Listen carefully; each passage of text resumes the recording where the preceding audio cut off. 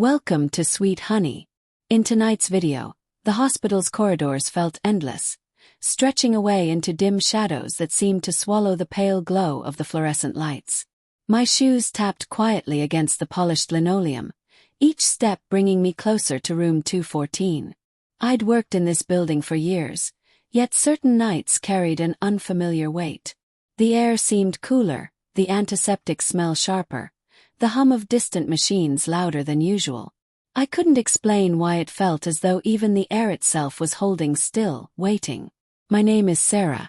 I've been a nurse for over a decade, long enough to witness emergencies, heartbreak, and rare flashes of joy.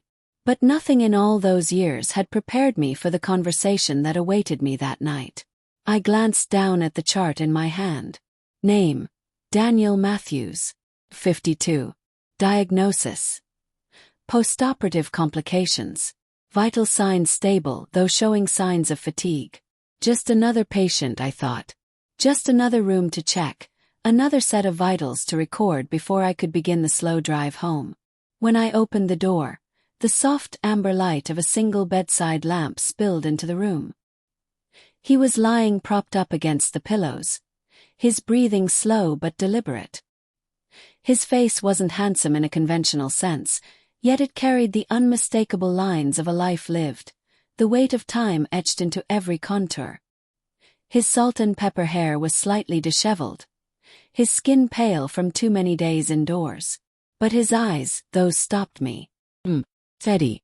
Focused entirely on me, as if I were someone he had been waiting to meet. "Good evening, Mr. Matthews," I greeted, keeping my voice neutral yet warm. "Evening, Nurse Sarah," he replied. I hesitated for just a second. He remembered my name. We had spoken only once, in passing, during morning rounds the day before. There was no reason for him to remember me, unless he'd been expecting me. "I was hoping you'd be on duty tonight," he added. That was an unusual thing to say. "Oh, why's that?" I asked lightly, adjusting his blanket before moving to the vitals monitor. "Because there's something I need to tell you," he said. His tone was quiet, not urgent or panicked, just certain. I gave him a polite smile, focusing on the numbers as the cuff tightened around his arm. "Your blood pressure's a little higher than yesterday," I noted. "Long day," he answered, though his gaze never wavered from mine. "But not the kind of long day you think." A faint shiver passed through me, not from fear but from the weight in his voice. "I've been thinking a lot about choices," he continued suddenly, "and how sometimes the hardest decisions aren't really about ourselves. They're about someone else's life." I paused, my hand resting on the bed's edge. "Choices?" echoed. He nodded. "There's something I've never told anyone here. Not the doctors, not my family. But I think I need to tell you." I didn't speak. Over the years I had heard confessions from patients, regrets, fears, last wishes, but there was a heaviness in his words that felt as if it might change the very air in the room once spoken. "You can tell me," I said softly, my professional tone giving way to something more personal. He drew in a deep breath, his eyes shifting toward the window where a soft drizzle had begun to tap against the glass. "It started 15 years ago," he began. "Back when I thought my life was simple. I had a wife, a son, a job I didn't hate. And then I made one choice, just one, and it shattered everything." As he spoke, my mind painted the picture.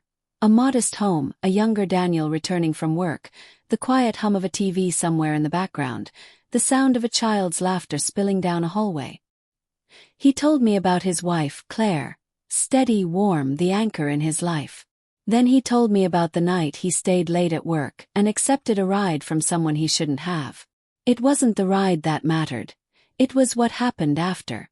Temptation had slipped into his life like a shadow, and one small act had led to another until he no longer recognized himself. His voice faltered as he described the night Claire found out. The silence that followed. The way her eyes changed. "She didn't yell," he said, voice breaking. "She didn't cry. She just looked at me like I was a stranger. And in that moment, I knew I'd lost her." The rain outside grew heavier, falling in rhythm with his words. I realized my hands were clenched together. He went on to describe the years after. A marriage limping along until it finally broke, a son who drifted away, holidays that felt like obligations instead of celebrations. Every word carried the weight of years. And then came the part that hit me hardest. "I wrote a letter last week," he said quietly. "It's in the drawer beside me for my son. I don't know if he'll ever read it, but I had to write it." My gaze flickered toward the nightstand, imagining the folded paper waiting there, a lifetime of regret and love pressed into a few pages. We sat in silence for a long while. The only sounds were the rain, the soft beeping of the monitor, and the steady rhythm of his breathing. "You don't need to say anything," he murmured eventually. "I just needed someone to know."